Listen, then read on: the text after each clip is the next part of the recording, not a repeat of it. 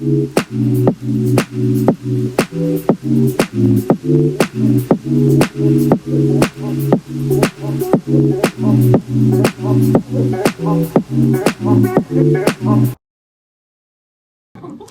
my baby sister an ass and told her to eat dog food? We thought that she was you. Why would you think a lady is me? Are you serious?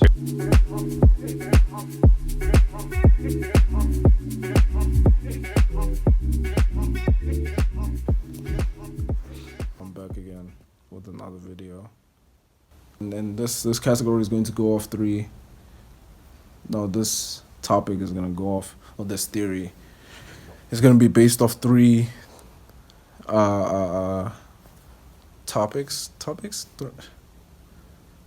three categories, I guess. I don't like using category. 3 parts, I guess we can say 3 parts. And the first one is shame culture.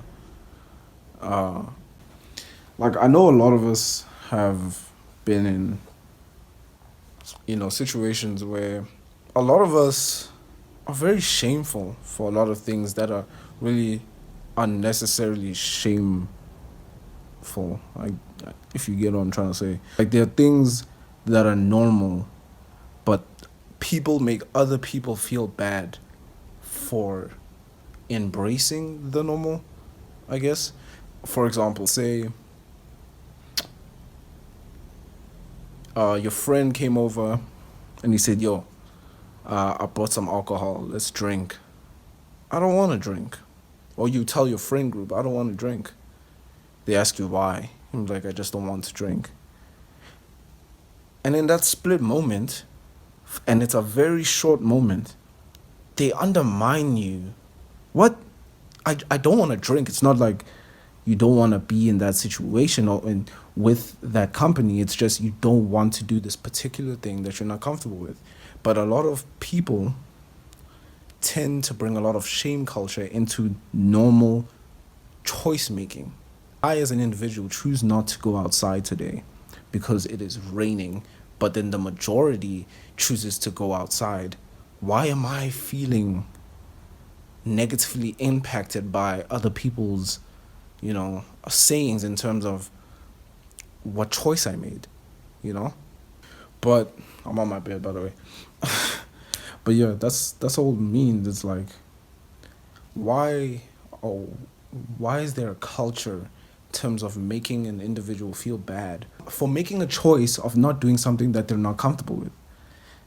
Like, why, if you want to smoke, right? If you want to wear this piece of clothing, or if you want to try this new game, if you like a game and you find great interest in this game, play the game. No matter if anyone asks you, if anyone tells you differently about the game, you still like the game. So don't let anyone manipulate you to not liking the game and make you feel shameful for liking the game, which is none of their concern. And that makes me wonder, why is it such a problem for my decision to not resonate with your decision? This comes to friend groups. A lot of friend groups, a lot of family members, a lot of siblings. It's like when you have grown up together and you've created a tight bond, right? A tight relationship with one another. It doesn't really mean that everything that I do, you should do either. In terms of my friends, I don't expect anyone to do anything that they don't want to do. And if you try to, hesitate with your decision, that means you don't want to do it. Don't do it. Don't do it. Don't feel pressured by the surroundings, being scared that you might not fit in because you don't want to do something that you're not comfortable with. Mine is even comfortable. Just something you just don't want to do. You don't find interest in it right now or at all, so don't do it. Really, just be fine with another individual's decision. Whether it's a close friend, whether it's your sibling, whether it's a family, whatever. Just let their decision stick with them. Anyway, let's just go past that. The next part is path choosing. I think when it comes to a lot of career choices, a lot of passions and dreams, I know there's many of you who are great at doing a lot of things, but you don't have one thing to stick to. I'm literally like that. I feel like that this type of thing is very personalized because I have a multitude of things I'm good at and I'm passionate at and I'm very interested in, but it's like, which one do I see a real future with, you know? It's like I'm creating these paths on my own. No one's doing it for me. I'm creating these paths on my own, multiple paths that will end me up in different destinations. But it's like now I created the problem of, okay, which one do I have to choose? A lot of us, you know, fear that thing of, you know, investing your time, because time is very valuable.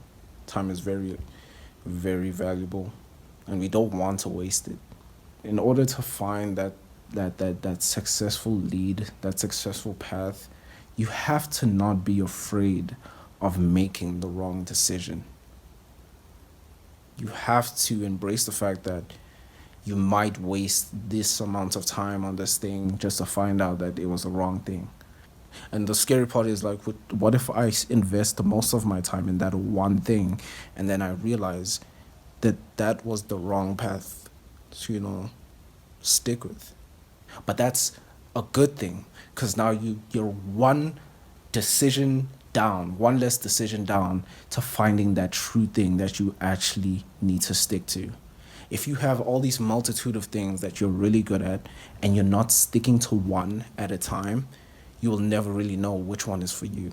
But if you go at every single one at one at a time, failing at the next one, one by one, every single time, then you're cutting down the numbers.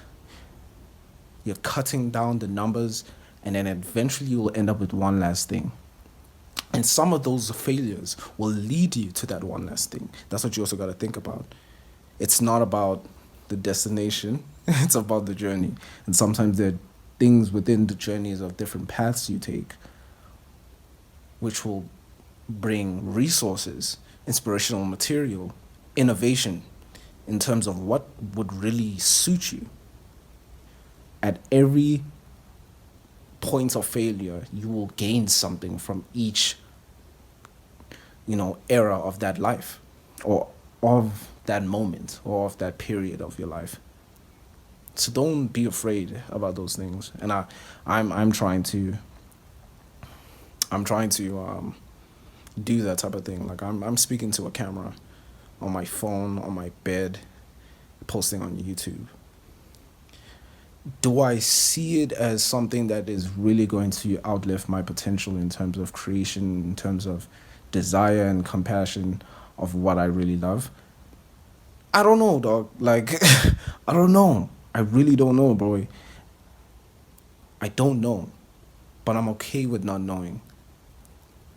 I'm okay with knowing the fact that if this fails, if I leave this out, I know that I'm one step closer. I'm cutting down a loose end to get one step closer to the real passion, the real path I should be stepping on. I love film. I love speaking to people. I love deep conversations within myself that I learn, that I express to the camera. And this has helped me actually a lot. This has helped me become a better person in terms of expressing. And I'm grateful for that. You shouldn't be afraid of doing this thing because it may seem as a trend. It may seem of a thing of like everyone is doing this thing. Rather not look for the thing. How can I say this? I don't know. Yeah, just create the thing that you're looking for. You know what you like. You know what content you want to see. You know what type of things you want to hear. So create them so you don't have to do searching. And you will find some clarity in knowing that, oh damn, it was right here. I literally know what I want. I could have done this years ago. But that's life, dog. Hey, Sometimes it's deep. Sometimes you realize that shit too late. It's tough. I hope I'm making sense, dog. I don't know, dog. So yeah, thank you for listening. I'm going to take a nap. Thank you for listening. Please like, comment, subscribe. This was a great chat, and I'll see you guys in the next video, I think. Yeah. So see y'all.